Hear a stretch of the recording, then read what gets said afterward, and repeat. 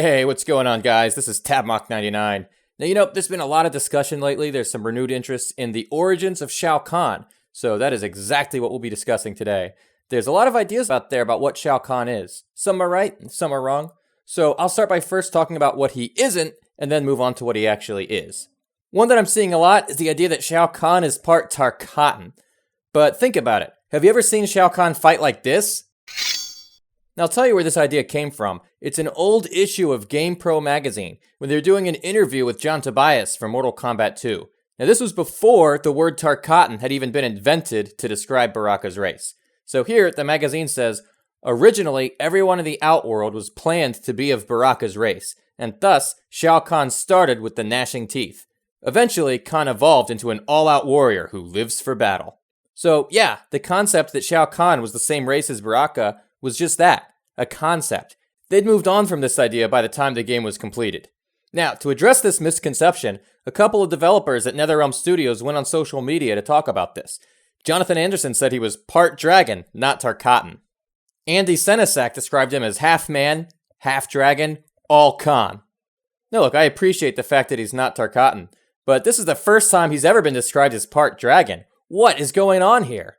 I'll tell you what's going on. It was an honest mistake. Look, you can't expect every artist and every associate producer to be 100% up on the lore. After all, that's my job. At his credit, Anderson said, I must be wrong about Shao Kahn being half dragon. I can't find anything backing it up. He soon realized I was conflating Shokan and Shao Kahn. Now see, that makes sense. Remember who the Shokan are. Have you seen the Shokan? They are half-dragon people with 4 arms. So if he's not Tarkatan, not dragon, and not Shokan, then what is he? Going back to the Mortal Kombat 3 Collector's Book, it says the true extent of Shao Kahn's power has never been discovered. Fortunately, because it's believed he has power rivaling that of a god. Could this be right? If so, Shao Kahn's taunt from MK2 makes a lot of sense. You will die, mortal. See, the hints were there all along. I mean, why would he use the word mortal as a pejorative unless he's obviously not mortal himself? And this is one of those things that the movie got right. Your world is but one of many realms. One of them's a forsaken land called Outworld, ruled by an immortal who has crowned himself emperor. So is he truly immortal? It's known that Shao Kahn was Outworld's protector and an advisor to the realm's ruler, Onaga. In fact, this part of his story is explained the same way in MK Deception's Conquest mode. This is the domain of the Emperor Shao Kahn. Emperor indeed. He is a thief, a deceiver. He is not the rightful lord of this realm. There was a time when he was much like Raiden is to your Earth realm, an advisor, but he abandoned his position and stole our world for himself.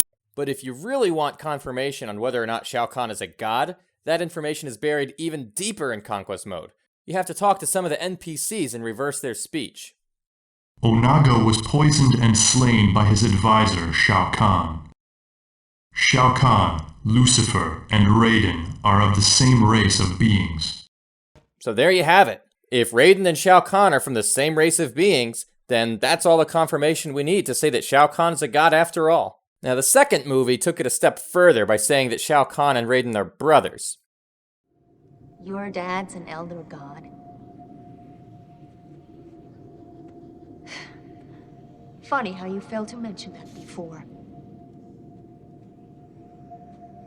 If your father's an elder god, what does that make Khan?